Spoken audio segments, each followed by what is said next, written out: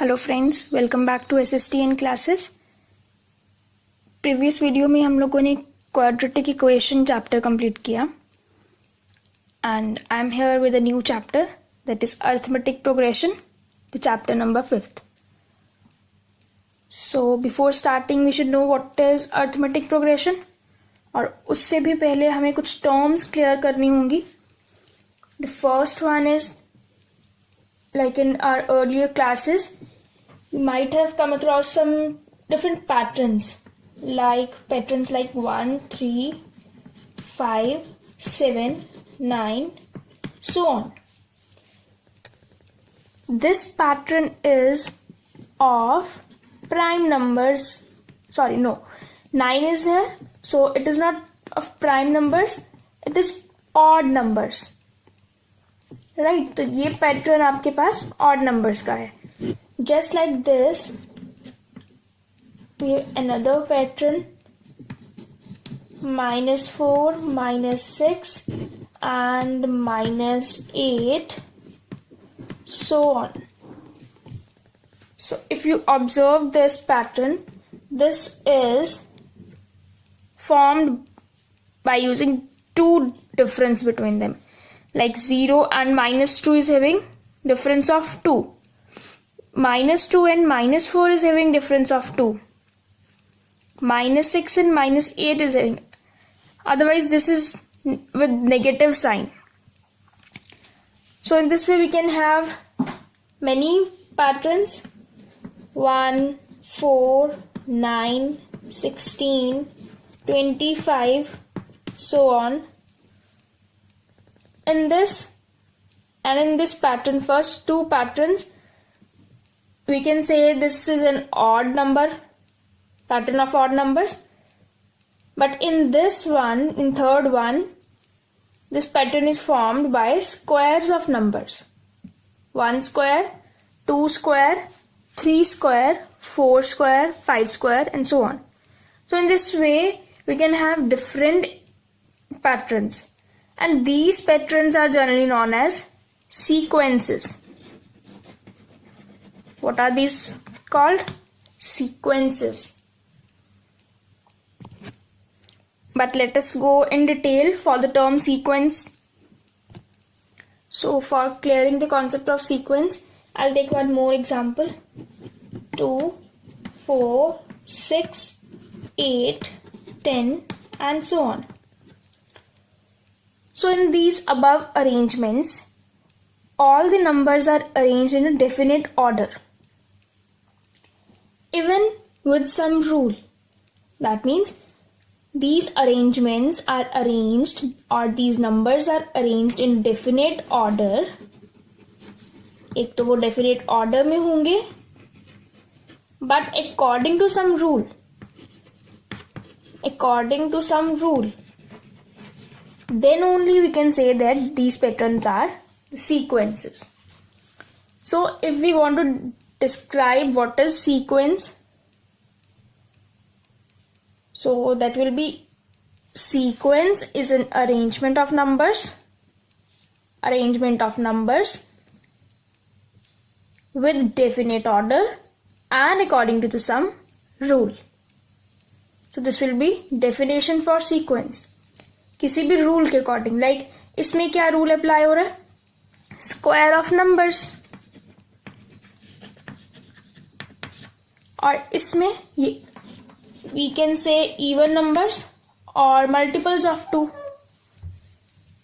Right? So sequence is an arrangement of numbers with definite order and some rule. And in this chapter, we will study a particular type of sequence which will be known as arithmetic progression. So after doing sequence, we will see what is arithmetic progression. It is a type of sequence. So we can define it as a sequence. I'm taking a journal sequence A1, A2, A3, so on, AN. It can be infinite. So a sequence this is called an AP, as arithmetic progression in short can be known as AP.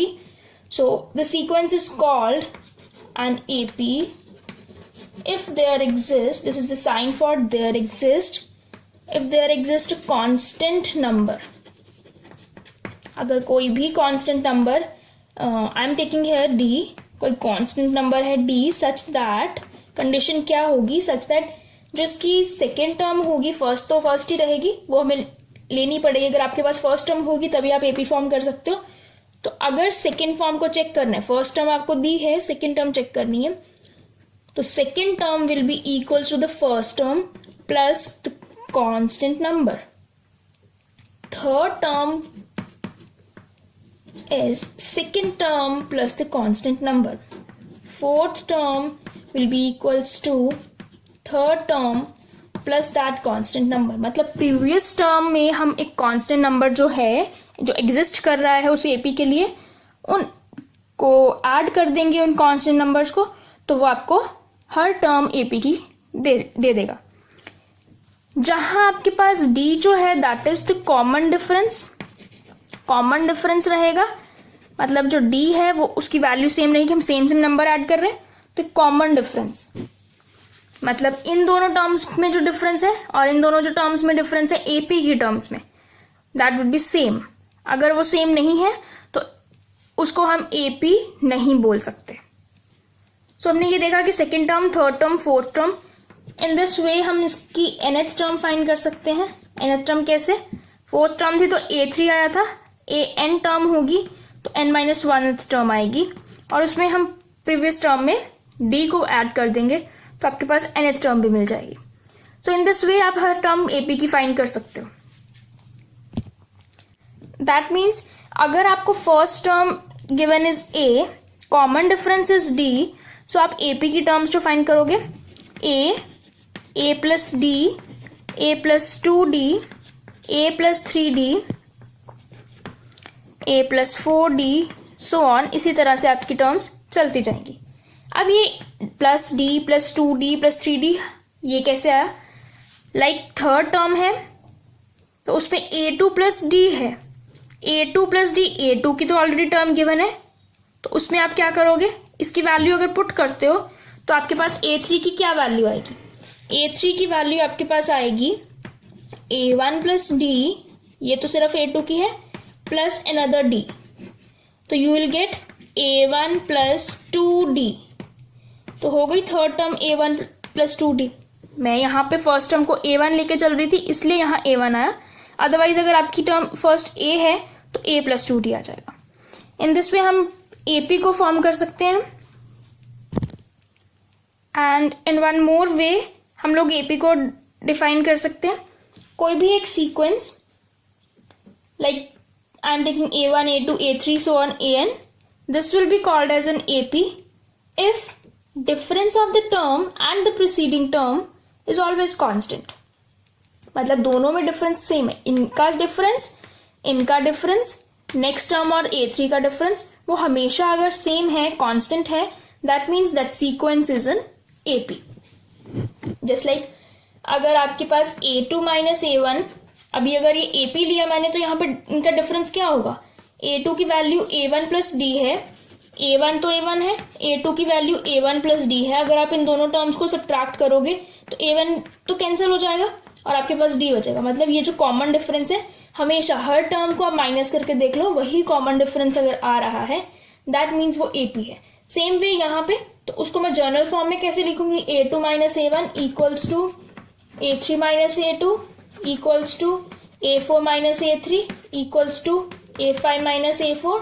तो इस तरह से continued रहे और ये सारे differences जो हैं वो d के इक्वल आ जाएं, तो हम बोल सकते हैं कि वो सीक्वेंस एक AP है. और AP की एक नई प्रॉपर्टी, नई तो नहीं हम बोल सकते हैं, वो उसकी कॉमन वही जो चलती आ रही है पुरानी, बट एक ऐसी प्रॉपर्टी है जिससे हम उसको जर्नल फॉर्म में डिफाइन कर सकते हैं. मतलब उसकी एक जर्नल टर्म लिख सकते हैं. वो हम क्लियर करेंगे एक एग्जाम्पल लेके. So let us have an example. अगर क्वेश्चन गिवन हो that sequence is defined by this an equals to 4n plus 5. ये एक AP है, क्वेश्चन में गिवन है कि ये AP है और हमें इसकी first term that means A1 और कॉमन डिफरेंस फाइंड करना है, तो हम कर सकते हैं। हमें क्या करना है, फर्स्ट टर्म पुट करनी है। जब इसमें आप फर्स्ट टर्म पुट करोगे तो आपके पास क्या आएगा, मतलब n को 1 पुट करना है, that is 4 into 1 plus 5। Second term find करनी है तो 4 into 2 plus 5। Third term find करनी है तो 4 इंटू 3 प्लस 5, ये आ जाएगा 9। 4 2 8 plus 5 will be 13। 4 3 12 plus 5 will be 17। तो इस तरह से आपकी AP की टर्म्स आती जा रही हैं, 9 13 17 सो ऑन। इस तरह से आपकी एक AP फॉर्म हो जाएगी। फिर भी एक बार वेरीफाई करने के लिए कि क्या ये AP है, तो हम उसका D फाइंड कर सकते हैं। और क्वेश्चन में भी गिवन है कि हमें D फाइंड करना है, कॉमन डिफरेंस भी फाइंड करना है। तो same way A2 minus A1, A3 minus A2, इन दोनों को आप फाइंड करो। अगर आपको लगता है कि D जो उसमें कॉमन डिफरेंस है वो सेम आ रहा है, तो that will be an AP. So 13 minus 9 will be 4. A3 minus A2, 17 minus 13. 17 minus 13 will again be 4. So this is equal, that is common difference is same. So हम ये बोल सकते हैं that it is an AP. वैसे तो question में given था, but verify करने के लिए हम कॉमन डिफरेंस फाइंड करके चेक कर सकते हैं. So this was all about introduction to AP. Next session में हम लोग इसकी एक्सरसाइज स्टार्ट कर देंगे, क्वेश्चंस देखेंगे, और वो सब क्वेश्चंस जो होंगे, जितने भी मैंने जर्नल फॉर्म्स बताई, उसी पे बेस्ड होंगे. If you like the video, do like, share and subscribe, and don't forget to hit the bell icon for another update of our video.